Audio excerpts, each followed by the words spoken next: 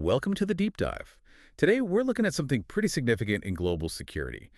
It's definitely one of those complex topics that are good to get your head around, whether you're keeping up for exams like the UPSC or just want to understand the bigger picture. Absolutely. We're digging into, well, a new and very ambitious U.S. missile defense system, and perhaps more surprisingly, what our source tells us about Canada's recent interest in maybe getting involved. Right. And for this deep dive, we're relying entirely on a recent BBC article that laid out these developments. hmm And our goal here is to walk you through that report.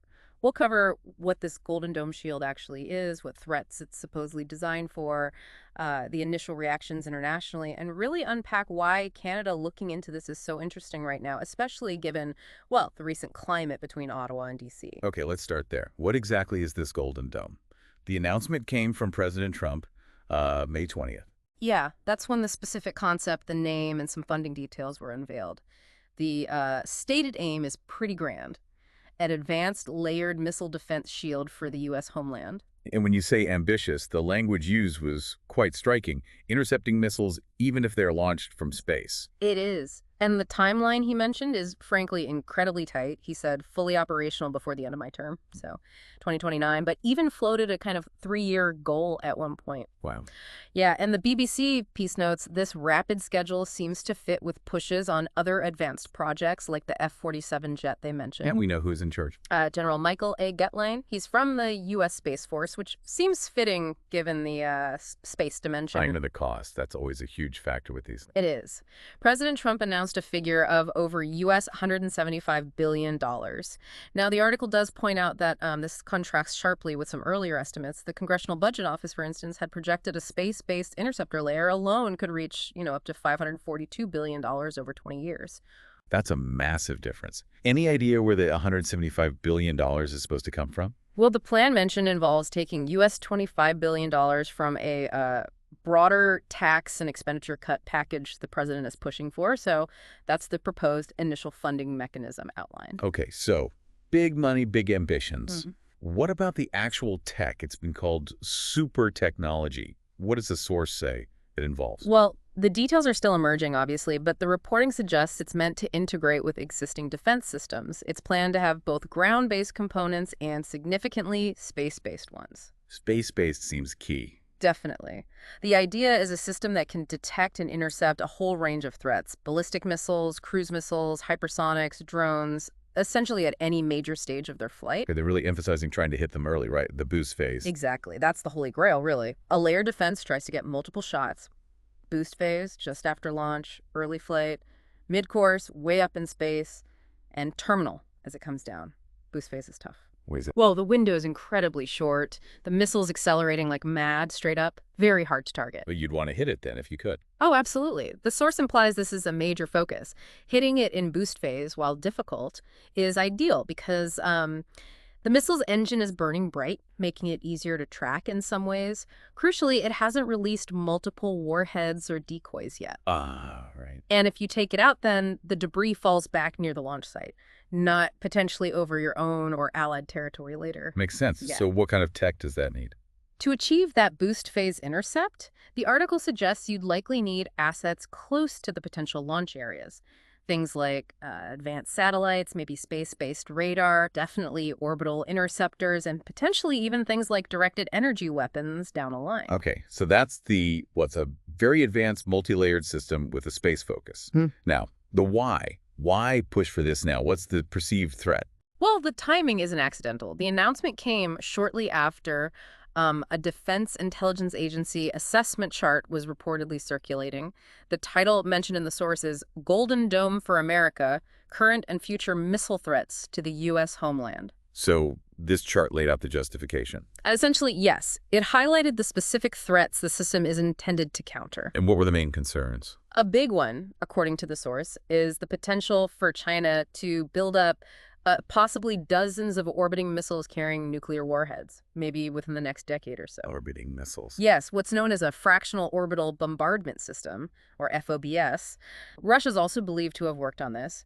These could, in theory, reach the U.S. much faster than traditional ICBMs that follow a predictable ballistic path. So when President Trump talked about intercepting missiles launched from space, that's likely what he was referring to. these FOBS. That seems to be the direct link the source is making. I mean, the bigger picture from the reporting is, regardless of whether Golden Dome was Trump's specific idea, there's a consensus in the U.S. defense world, shown by that DIA assessment, that missile threats are getting more complex and coming faster, particularly from China and Russia.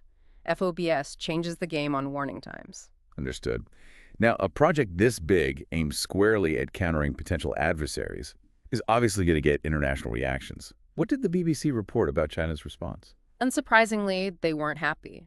Soon after the announcement, China warned the system undermines global stability. There was a direct quote mentioned. Yes, from their foreign ministry spokesperson, Mao Ning. On May 21st, she's quoted as saying, this undermines global strategic balance and stability. China expresses serious concern over this. We urge the United States to abandon the development and deployment of a global missile defense system as soon as possible. Pretty clear stance from Beijing. Okay, so pushback from China may be expected. But the source flagged something else as more interesting, and that involves Canada. That's right. This was perhaps the bigger surprise detailed in the article. Canada is reportedly interested in potentially joining the Golden Dome program. And President Trump brought this up publicly. He did. He mentioned Canada, called they want in for protection. The U.S. will talk to them. He said it automatically makes sense security-wise, but Canada would need to pay its fair share. And did Canada confirm this interest? Yes, shortly after, Prime Minister Mark Carney's office confirmed talks were happening with the U.S. about a kind of new security and economic relationship. And they explicitly stated this naturally includes strengthening NORAD and related initiatives such as the Golden Dome. Okay, NORAD. That needs a bit of context here, doesn't it? It really does. NORAD, the North American Aerospace Defense Command, is that joint U.S.-Canada military body set up way back in 1958. It handles aerospace warning, control, maritime warning for the continent, so deep cooperation exists. But not on actually shooting down missiles. That's the key distinction. Despite that close NORAD partnership for monitoring threats, Canada has historically chosen not to participate in the U.S. Northern Command's actual ballistic missile defense system. Meaning, up to now, the U.S. has held the sole authority and capability to, launch an interceptor at a missile heading for North America. And wasn't there a specific point when Canada formally opted out? Yes. The article reminds us that back in 2005, the government under Prime Minister Paul Martin officially announced Canada would not join the U.S. system. While there have apparently been internal discussions in subsequent governments about maybe revisiting that, this public confirmation of talks about Golden Dome is potentially a major shift. So why might they be shifting now? Well, the source suggests the current government in Canada has been focused on generally boosting air defense. So in that specific context, maybe Golden Dome seems like a, quote, natural choice, even though joining ballistic missile defense itself is the bigger departure from past policy. Okay, so Canada potentially moving towards U.S. missile defense after almost 20 years. That's significant on its own. But the BBC article really emphasizes why this timing is so, surprising. Exactly. It's happening against a backdrop of pretty noticeable friction between the U.S. and Canada recently. And the article listed some specific examples of that tension. It did. There were President Trump's repeated comments about potentially making Canada the 51st state, which understandably caused defense in Canada, seen as challenging sovereignty. Right, I remember that. There was a specific exchange mentioned. Yes, the article noted comments about former PM Trudeau back in late 2024, and then Trump apparently raised it again with PM Carney in a May 2025 meeting that reportedly prompted Carney's firm response, Canada is not for sale. And then there was the trade stuff. Tariffs. Yeah, the ongoing tariff dispute. Yeah. The U.S. put 25% tariffs on some goods, citing border security, fentanyl, migration issues. Canada hit back with its own 25% counter tariffs on billions in U.S. goods. The source says some of those Canadian tariffs are paused, but the core issue isn't resolved. And there was even talk about Canada rethinking a big defense purchase from the U.S. That's right, the F-35 jets. Canada ordered 88 back in 2023. 16 are paid for, arriving soon. But the report indicated that amid the mistrust, Canada was considering canceling the rest of the order and maybe looking at European fighter jets instead. Okay, let's just pause on that. So you have public spats about sovereignty, unresolved trade wars, talk of ditching a huge U.S. defense contract, and then Canada says, actually, yes, we'd like to talk about joining your massive cutting-edge missile shield. That contrast is exactly why the source highlights this as so interesting. And the timing seems important, too. The confirmation about Golden Dome talks came just after PM Carney met with U.S. Vice President J.D. Vance in Rome. Did Carney say anything publicly after that meeting? He did, posted on X. The article quotes him mentioning talks about building a new economic and security relationship, tackling trade issues, strengthening defense cooperation, and he specifically included the Golden Dome connection in that list, plus border security.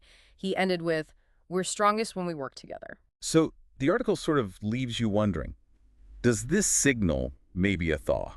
Or perhaps a strategic decision overriding the recent diplomatic bumps? It definitely paints a complex picture. It suggests that maybe shared security concerns, particularly about these evolving threats like FOBS, might be pushing the two countries towards cooperation on this specific front, even while other issues remain contentious. Maybe for Canada, the perceived security need is becoming paramount. Okay, let's try to tie this all together. For someone trying to make sense of current affairs, maybe studying for UPSC or just wanting to be informed, why is this whole story Golden Dome? The threats, the reactions, Canada's move, what does it matter? Well, it touches on so many big themes right now. First, you see the U.S. committing to a huge, technologically ambitious defense project driven by very specific threat assessments, especially these faster, harder-to-track systems like FOBS. It really highlights how technology is changing the strategic calculus. You immediately see the geopolitical reaction, like China pushing back hard, worried about stability. Exactly. Then you have the alliance dynamic. Canada, a key U.S. ally, potentially reversing a long-held position on ballistic missile defense. Understanding why now, even with all the recent tension, forces you to think about how nations weigh security imperatives against political or economic friction.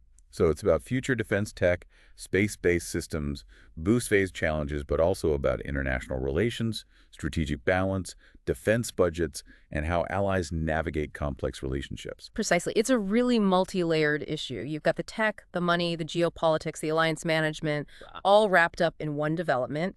It's a perfect example of the complex, interconnected issues shaping global security today. Very relevant if you're tracking these things closely. It really shows how quickly things can change and force reevaluation, doesn't it? Absolutely. Long-standing policies can shift when the perceived threat landscape changes dramatically.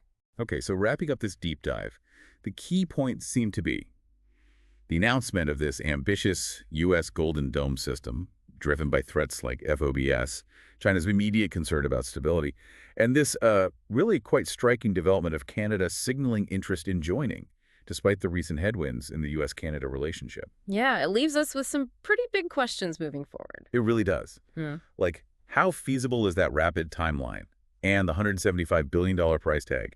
Will Congress actually fund it consistently, or will those much higher CBO estimates prove more realistic? And what does it mean for global stability if everyone starts building these complex, layered defenses, especially in space? And maybe the most immediate question for North America, how does Canada actually navigate joining this system, assuming it goes ahead, while managing all the other parts of its relationship with the U.S.? Definitely developments to watch closely in the coming months and years. So if this deep dive sparks some thoughts, or if you have questions about Golden Dome, Canada's position, or maybe its relevance to current events study, please do hit like on this deep dive.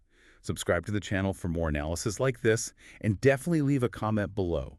We want to hear your take and what other topics you'd like us to explore. And just to reiterate, all the information we've discussed today comes from the reporting in that recent BBC article. Thanks for tuning in for this deep dive. We'll catch you on the next one.